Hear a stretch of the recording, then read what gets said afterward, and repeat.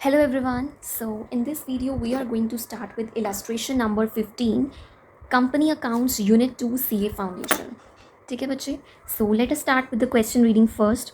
Beautiful Company Limited issued 30,000 equity shares of 10 each payable as 3 per share on application, 5 per share on allotment, including 2 rupees as premium and rupees 4 per share on call. ये थोड़ा सा question में points हैं आपकी बिल्कुल मतलब four feature और री इशू का कॉन्सेप्ट आपको बिल्कुल क्लियर होना चाहिए। प्रीवियस 2 वीडियोज़ हैं, एक फोर फीचर पे और एक री इशू पे।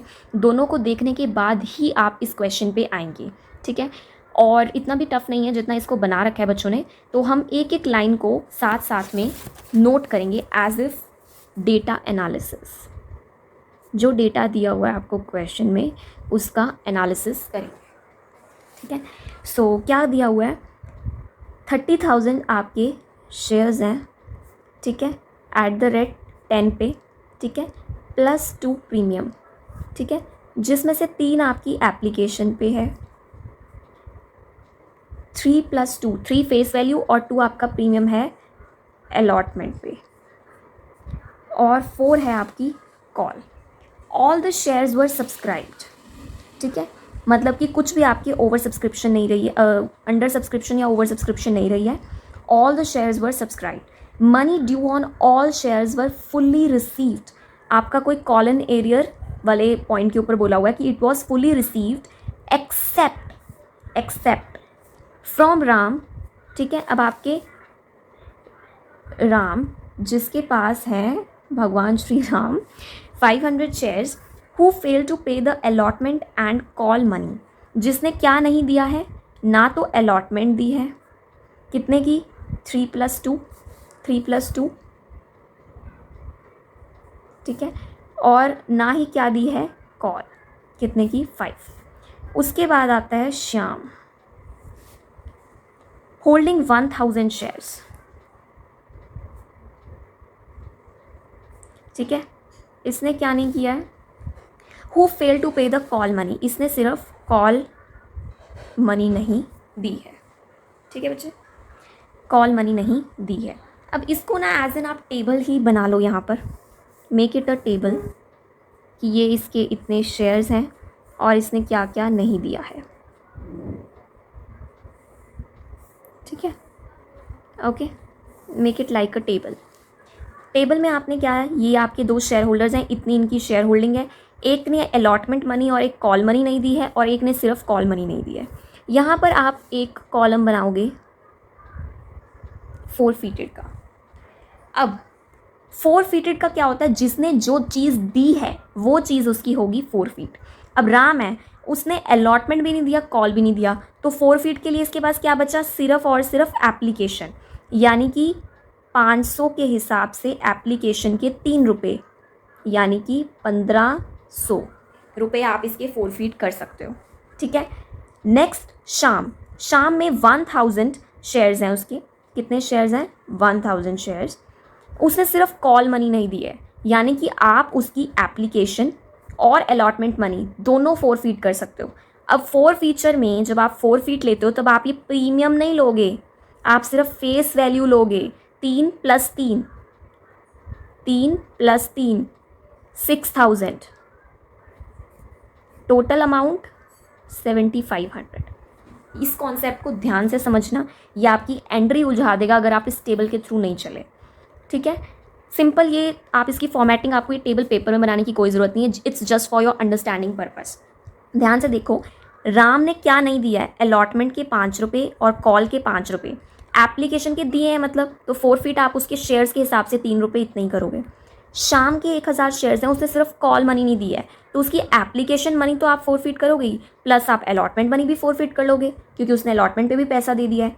लेकिन अलॉटमेंट 5 रुपये की दी हुई है, जिसमें से 2 रुपये प्रीमियम है, तो गलती से भी यहाँ पर आप 5 नहीं लिखेंगे, 3 ही लिखेंगे, जो आपकी अमाउंट आ जाएगी टोटल 4 फीचर बाय कंपनी 7500। अब आगे लाइन पढ़ते हैं।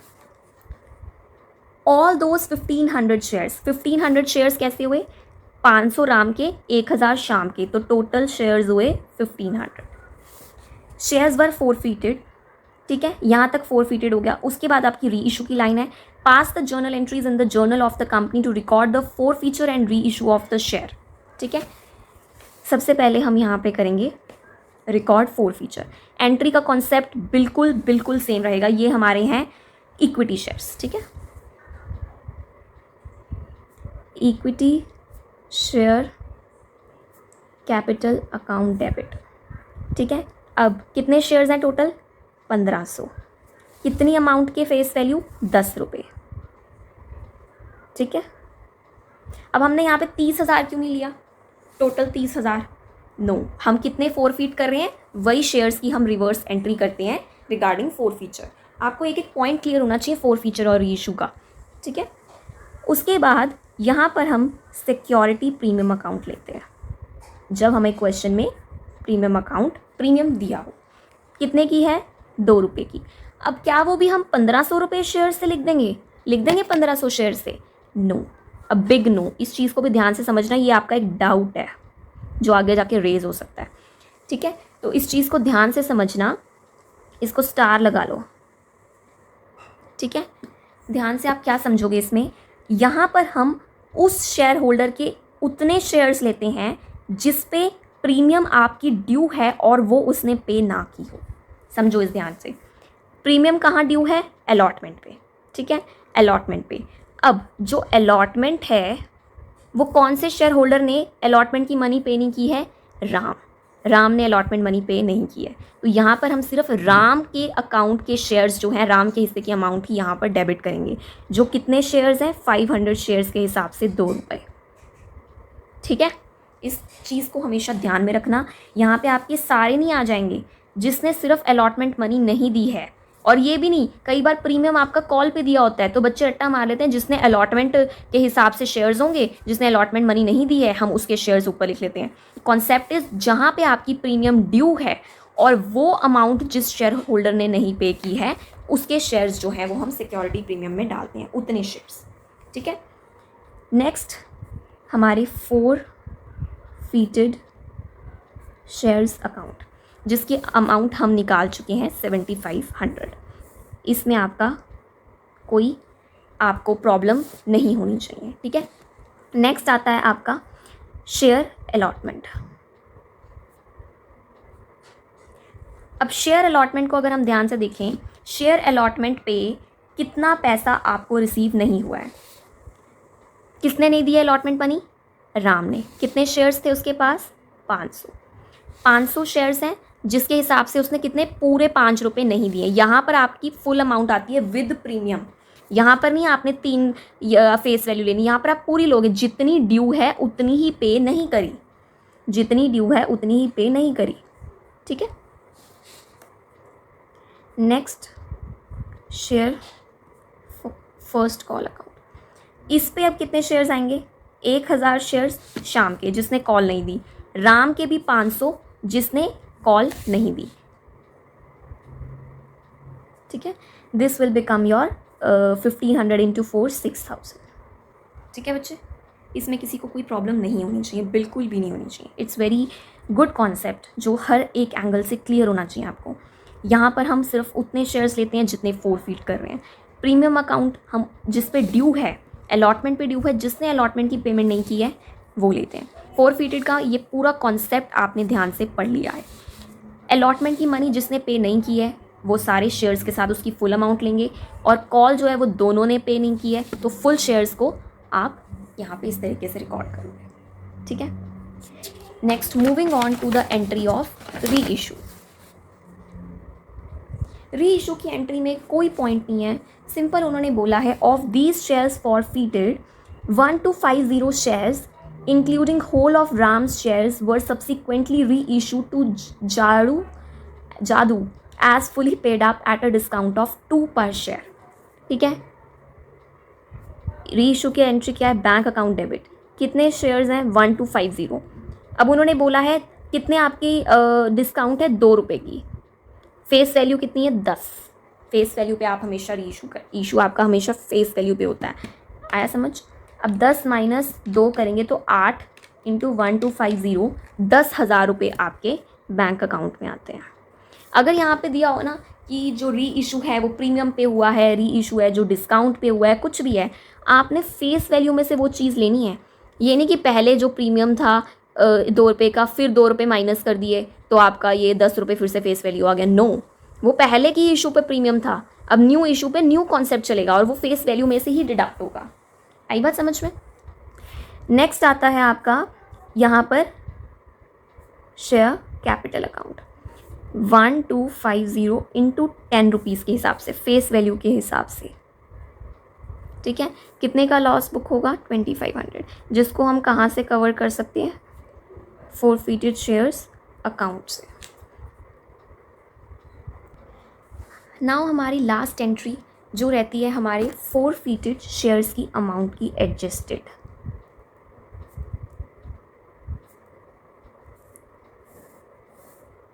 इसके ऊपर इसको पहले तो स्टार लगाएं और इस चीज़ को ध्यान से समझना।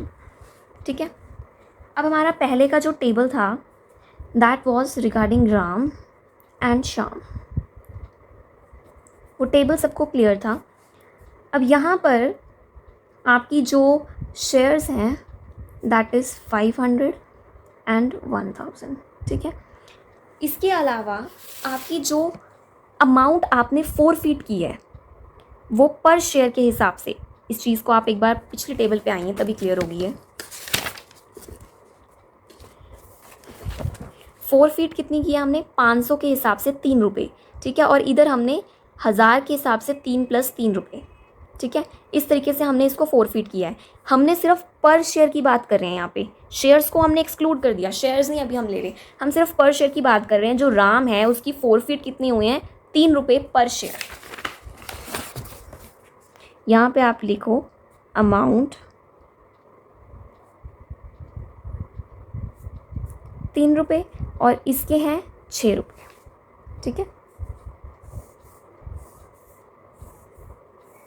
ठीक है, इसके हैं 6 रुपये।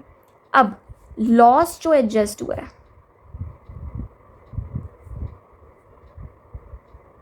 लॉस एडजस्टेड ऑन री इशू। अब ये लॉस कौन सा एडजस्ट हुआ है? जो हमने यहाँ पर 2 रुपये का डिस्काउंट दिया है, दिस इज योर लॉस। दोनों के केस में 2 रुपये ही हैं, तो आपका एक तरीके से सरप्लस कितना बना? इस चीज़ को बहुत ध्यान से समझते हैं हम। यहाँ पर हमने पर शेयर अमाउंट ली है, कौन सी ली है? पर शेयर अमाउंट 3 रुपये और 6 रुपये। ठीक है, अब लॉस जो है वो दोनों के केस में, दोनों के शेयर्स को मिला के 1500 शेयर्स बनते हैं, जिसमें से 1250 शेयर्स इशू किए हैं। ठीक है, जितने मर्जी उनमें से इशू किए हों, लेकिन दोनों के केस में जो इशू की एंट्री है इशू की, वो 2 रुपये डिस्काउंट पे की गई है, तो दोनों के केस में लॉस आपका सेम रहेगा। इतने शेयर्स जो हैं, इतने की अमाउंट 3 रुपये जो हैं आपने फोरफीट किए राम के। ठीक है, जिसमें से आपने री इशू के टाइम पे इतना लॉस एडजस्ट कर दिया, तो आपके पास सरप्लस कितना बचा? ये आपका सिंपल कॉन्सेप्ट, जैसे हम पहले हमने क्वेश्चंस में किया कि उतना सरप्लस जो है वो आपका कैपिटल रिजर्व में ट्रांसफ़र हो जाता है। यहाँ पे फ़र्क सिर्फ इतना है, हमने बाइफरकेट कर दिया 2 शेयर होल्डर्स का अलग अलग, कि इसके 3 रुपये थे और इसका 6 रुपये थे, जिसमें से लॉस एडजस्ट होने के बाद इसके पर शेयर जो हैं दोनों के अलग अलग, इतने आपके पर शेयर 1 और 4 रुपये बनते हैं। ठीक है, अब शेयर्स की बारी आती है। नंबर ऑफ शेयर्स फोरफीटेड, ये आपके टोटल शेयर्स थे होल्डिंग। अब आएगी शेयर्स फोरफीटेड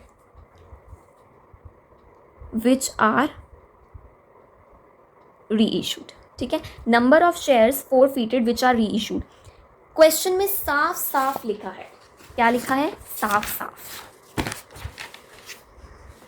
व्हाट्स बीइंग रिटन कि 1250 shares were reissued including whole of Ram's share, including whole of Ram's share, यानी कि इसके 500 के 500 शेयर्स फोरफीट हो गए और 1250 में से बचे हुए किसके थे?